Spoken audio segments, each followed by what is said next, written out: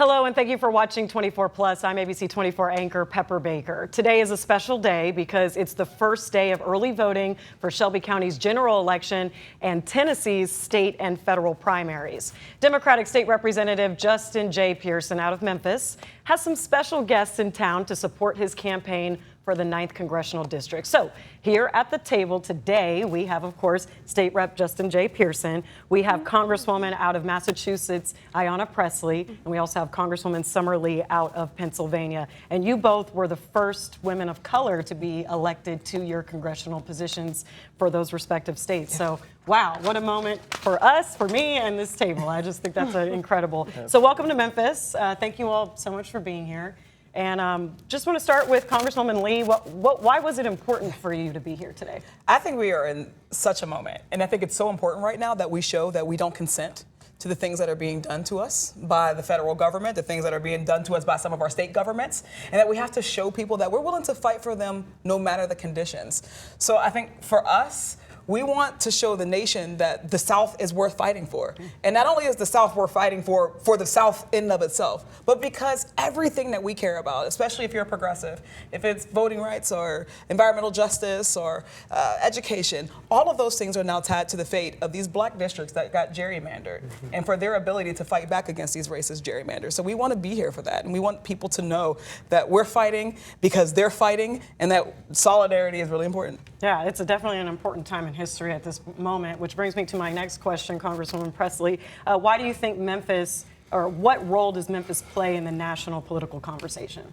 Yeah, well, I mean, first, as goes the South, so goes the nation. And that's not only true in terms of harms that are piloted here. You know, this becomes a testing case, but, you know, also it gives us a sight line into the most effective and best movement strategies to advance progress, to resist, to reject, to condemn, because Memphis has played that role throughout history. So we're here in solidarity as movement partners because the South plays a critical role in the consciousness of our nation. Absolutely. Representative Pearson, you went out beyond Tennessee to really raise awareness about congressional redistricting. We see national figures now in town.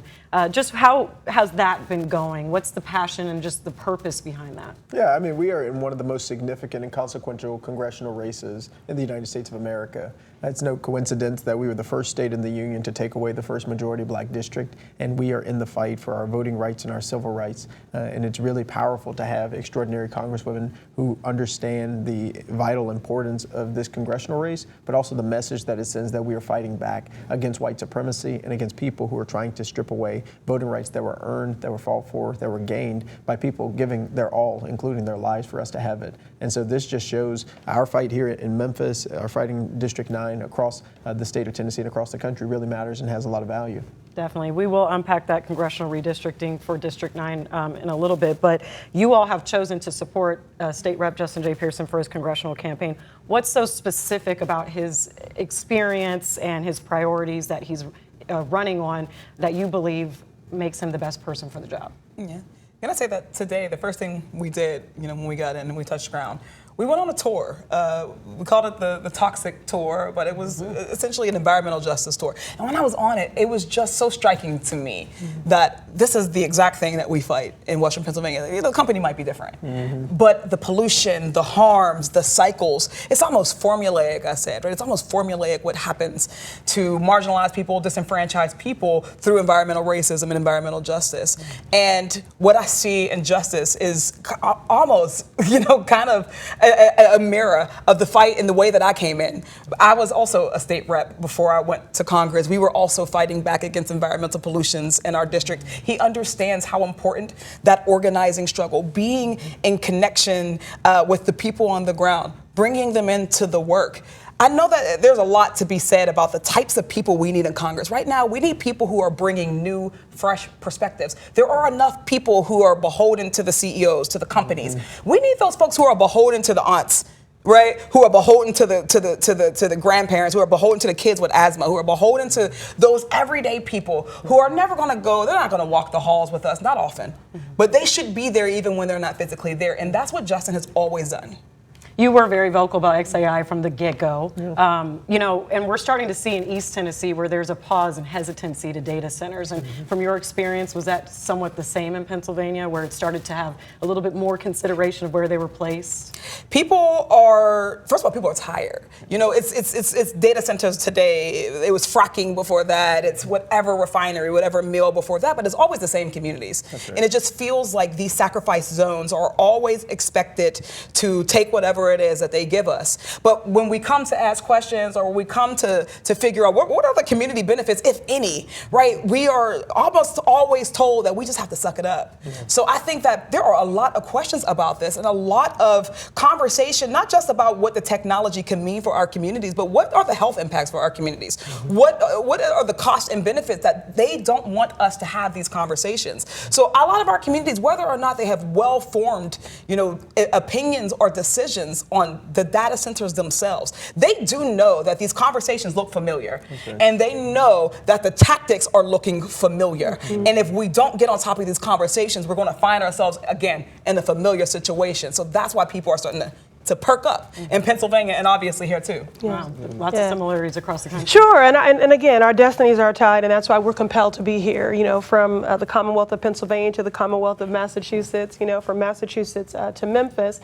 What I see in Justin, let me just tell a story I think that illustrates, you know, what is unique and authentic and necessary in this moment and what he brings in his leadership. Earlier today, I ran into a family that was here celebrating their Black family, their family reunion. Okay, and listen, it's an important tradition. Okay, the only way we know how to do it. Right. They wanted to give me a family reunion T-shirt. You know, in fact, so I'm really in. Yeah. But they said, you know, why are you here? And I said, oh, I'm here to campaign for Justin Pearson, and they were from, you know, all over the country, from DC, from Ohio, from Florida, and they all said, oh, we love that young man. Would you please tell him? And we're going to make a donation to him today. And I said, I'm going to hold you to that. I said, but do you mind just sharing with me what is it that you love about him? And they said that he tells the truth, that he fights for everyone, and that they have grown tired of the Democratic Party. They think that in many ways, party leadership is not meeting the moment, that we give a lot of speeches. And so, although he is an incredible orator, he is an organizer, he is a coalition builder. And in this moment, what we need are people that are committed to building and advancing a multiracial democracy, an intergenerational movement, one that where everyone's humanity and dignity are centered, and where we fight for the safety and the joy for everyone. I mean, he's a humanist, but he's also proven, right? He didn't wait until he got elected to do the work. He was already doing the work, stopping a pipeline in Southwest Memphis. And that's important as well, because I say all the time, we're writing the blueprint for someone else's survival. What I love about Justin is he's kind of a throwback, you know, because he is paying close attention to that blueprint that in the past has obstructed Confederacy and white supremacy and has advanced a more just, a more equitable nation. And so we need him. We need him as an organizer. We need him as a truth teller. We need him as a movement builder. We need him as someone who's beholden to the people and not to corporate interests. He doesn't take corporate PAC money. And then finally, I would say I've been in Congress for 8 years. Again, first Black woman to represent Massachusetts in any person of color, both Representative Lee and I.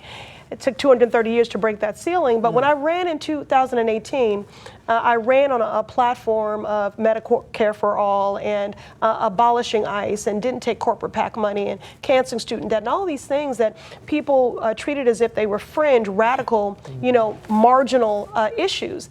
And through movement building and through the elections of people like Congresswoman Lee and others, these issues are now what the majority of the people are demanding. If you take an issue like data centers, 70% of the people in this country, they don't want them.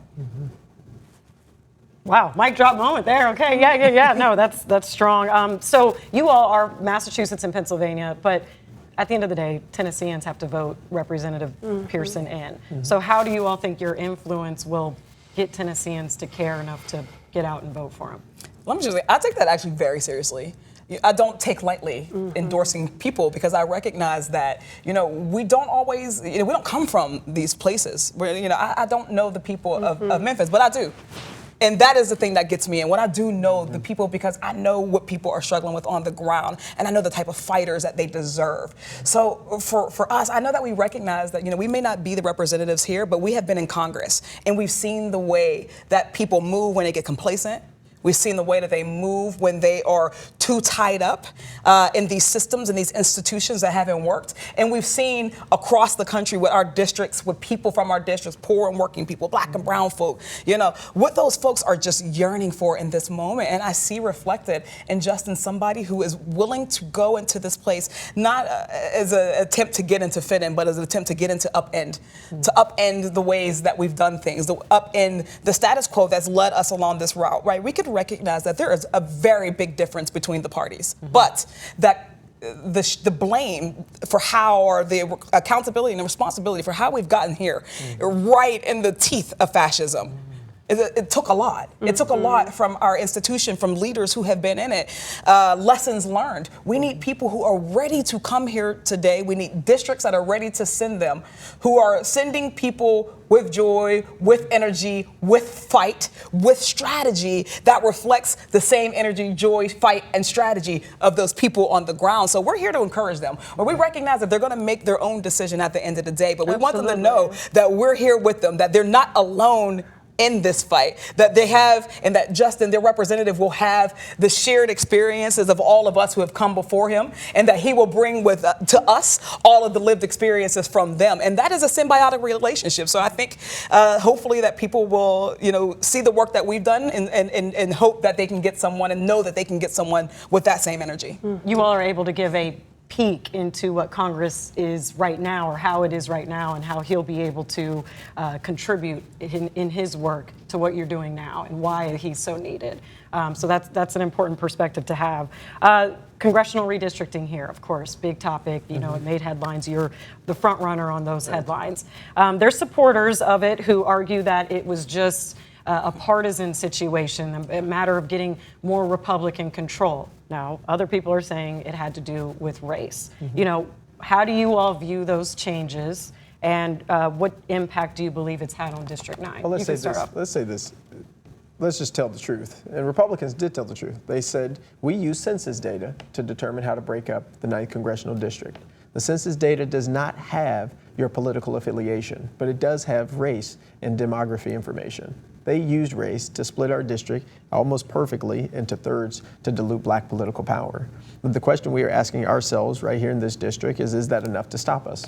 And I've traveled all 15 counties, met with people, both black, white, folks who are indigenous, folks who are people of color, and no, we're not quitting. We are building a multiracial coalition to win this campaign, and also to take a stand against white supremacy that wants to silence our voices. But we got to listen to Republicans when they do tell the truth. And they told the truth, that they used race to decide how this district was going to be constructed, to dilute black political power most severely and significantly of any black political deprivation since the end of Reconstruction. Like, that's what has happened to us. And we're trying to make sure people understand how visceral that is, and also that after 407 years of black African-American people being in this country, that's not enough to make us quit. And we are building a campaign that is multiracial, that is multi-ethnic, multi-socioeconomic, intergenerational, because that is how we win. And I'm curious to know you all's input on just the congressional redistricting, breaking up Tennessee's only majority black district, Democratic as well. Whether that was a play. I know you made your point, but Republicans often say it's about erasing the race card from it. It's about not making decisions based on race, even though, you have an argument there. Just creating 3 majority white districts is not based on race. That's very racist. Perspective on the partisan versus race argument. I mean, I don't know why we have to treat them as if they are separate. And we know that in this country that is the case, right? Just like Justin said, you could cut a district by race and you can find where people are likely to vote. We know that. We know that black folks are more likely to vote Democratic in this country, which is why Republicans are recognizing at large all over this country that they can't win by playing fair. They know that they're running out of tape. right? They can't win if they're going into cities, into large communities. They can't win where large groups of people of color are gathered. So they're having to dial back the clock by dialing up, the discrimination, by dialing up the various attacks on voting rights. The redistricting is one part of it, but we've also seen the attacks coming from bills, legislation, the SAVE Act, that they're trying desperately to push through because they know that the more people who vote, the more people who have access to the polls, the less likely they are to maintain their grip on this country. And right now they're trying to do two things, right? A, they're trying to win by any means necessary, right? So redistricting is a part of that. Changing the rules for how people can vote, making it harder and harder and harder for people who they do not want to participate, but also by just outlasting people, by discouraging voters. I often talk about the disenfranchising tactics of campaigning, the disenfranchising tactics of what happens when you feel like you can't fight back because you no longer are represented, because no matter how much you vote, you will never see someone who represents your values, your culture, your community in these spaces. And what it does is it beats you down in the long term. And bit after bit, election after election, you'll see fewer and fewer people will vote. Our job is to fight back against that trend. The redistricting is not a permanent fix. It is not a permanent ill either. It means that we have to last another day. That means we have to keep people engaged. We have to keep people encouraged, but we also have to make sure that they know the truth about what they're doing. And Republicans are not lying to you. When people show you who you are, believe them the first time. Believe them the first time. And I would also just, add that there is a deficit of trust in government and institutions right now for credible reasons. And Justin's leadership is so needed because just as that family here for their family reunion that I met earlier, Justin gives them hope. And in a fascist state, part of their a key component of their strategy and their tactic in this flood the zone, in the overwhelm, in this segregated, divided, dystopian view that they have for our country is for you to believe that it is an inevitability, that there is nothing that you can do. They want you to feel helpless. They want you to feel hopeless. And so, we're here to say, we're not just going to talk about what will Democrats do once we regain a majority and have a gavel. We're not here to talk about the power that we'll wield when we have a gavel. We're here to remind you of your power and to say that right now, you need to stand up. Yeah. You need to stand in the gap. You need to bring your unique gift to the resistance because this is not about surviving the next 2.5 years. Mm-hmm. We are determining the next 100. Yes. We are determining the next 100. And so what's happening with this racial gerrymandering is consistent with the anti-blackness of this administration, which has been hell-bent on attacking black people, black bodies, black votes, black power, black progress. Yeah. But we know what to do. Memphis knows what to do because we have pattern recognition. Yes. This moment is unprecedented in our lifetime.